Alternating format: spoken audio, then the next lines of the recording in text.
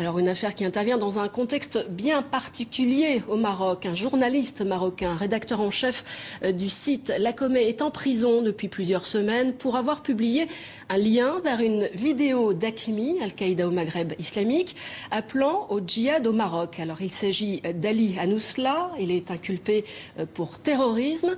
De nombreuses organisations des droits de l'homme dénoncent l'attitude du Maroc dans cette affaire. Même John Kerry, le secrétaire d'État américain, a demandé ce week-end la libération d'Ali Anousla.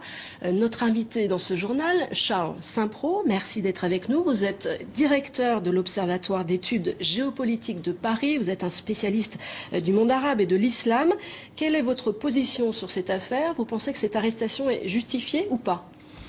Tout d'abord, je crois qu'il faut savoir raison garder dans cette affaire et revenir à l'essentiel.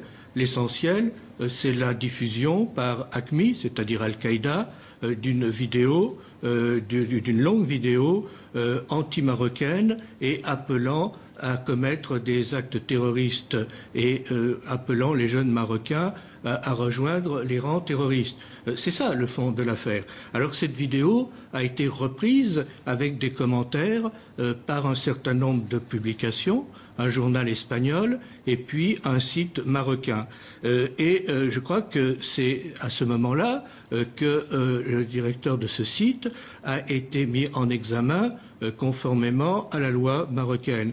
Je crois que le problème n'est pas un problème de liberté de la presse dans ce cas d'espèce. Le problème, c'est la lutte contre le terrorisme.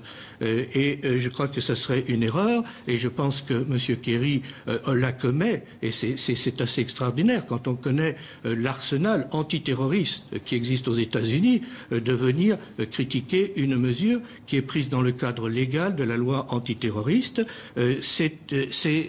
La loi est la loi. La loi est la loi. Bon, mais c'est sans doute critiquable de diffuser en effet une vidéo qui appelle au djihad d'une organisation terroriste. Mais Ali Anousla, lui, n'est pas un terroriste. Pourquoi est-il poursuivi pour terrorisme? Le problème, c'est que la loi marocaine, qui est identique et qui est d'ailleurs même plus souple que la loi française en matière de lutte contre le terrorisme, que la loi américaine, que la loi danoise, que la loi anglaise, tous les grands pays ont des lois antiterroristes. Qui s'appuient sur quoi?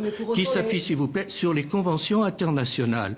Ce sont des lois qui reposent sur la convention, sur la déclaration de Venise contre le terrorisme, qui reposent sur la résolution de 2005 des Nations Unies, qui reposent pour les Européens sur la déclaration du Conseil de l'Europe, qui est très claire dans cette manière. Je l'ai noté parce que je suis en train d'écrire ce sujet.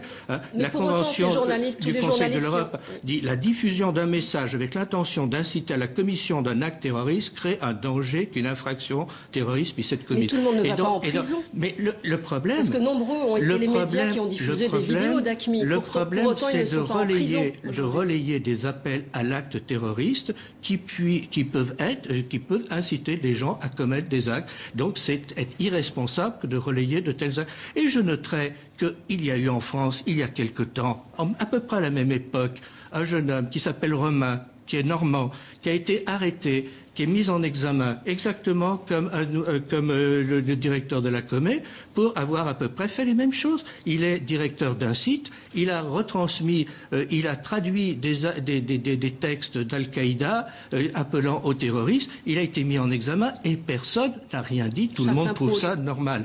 Donc je pense qu'il y a un peu deux poids deux mesures. Je ne vois pas pourquoi on s'en prend au Maroc, qui est un pays menacé dans sa stabilité par le terrorisme, qui est un pays très clair dans la lutte antiterroriste. Il n'y en a pas beaucoup dans la région qui sont aussi clairs dans la lutte antiterroriste, qui est un facteur essentiel de la lutte antiterroriste aussi bien au Sahel qu'au Sahara. Je ne vois pas pourquoi il y aurait deux poids deux mesures et que le Maroc ne pourrait pas adopter les mesures qui sont prises par tout le monde. J'aimerais vous faire réagir parce qu'il y a Ali Anousla, c'est un journaliste qui est connu au Maroc, c'est un journaliste qui dérange. Lacomé est un site indépendant.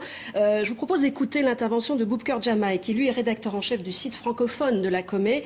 C'était lors d'un colloque sur la liberté de la presse à Paris. Il est totalement innocent des crimes qu'on lui impute, mais il est il est coupable d'autres crimes qu'on ne lui impute pas et qui sont considérés par le régime comme des crimes. Le premier de ces crimes, c'est ce qui fait l'honneur de notre profession, à savoir dire où se trouve le pouvoir politique et dire comment il est exercé. Ali fait ce travail-là au quotidien. Son deuxième crime aussi, c'est de publier des enquêtes qui montrent comment la corruption tourne autour de ces centres de pouvoir. Et enfin, son troisième crime, qui est très important aujourd'hui dans notre partie du monde et pas seulement au Maroc, c'est d'offrir un espace à des groupes idéologiques qui n'ont pas où parler.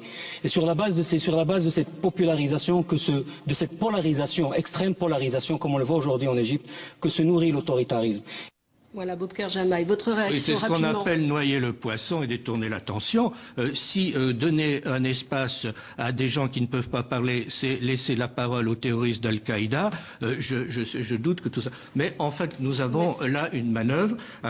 On nous parle de la liberté de la presse. Ce n'est pas un problème de liberté de la presse, c'est un problème d'incitation terroriste. Et puis, n'oublions pas qu'il y a aussi une liberté fondamentale qu'on oublie trop souvent, ou que certains oublient trop souvent, notamment ce monsieur, c'est le droit à la sécurité des citoyens, c'est le droit des citoyens à ne pas subir le terrorisme, et ça c'est une liberté fondamentale aussi qu'il ne faut peut-être pas perdre de vue, ainsi que le droit des victimes. Merci Charles Saint-Preux d'être venu réagir donc sur ce dossier. Je rappelle que vous êtes aussi l'auteur de L'exception marocaine, c'est aux éditions Ellipse. Voilà pour ce dossier.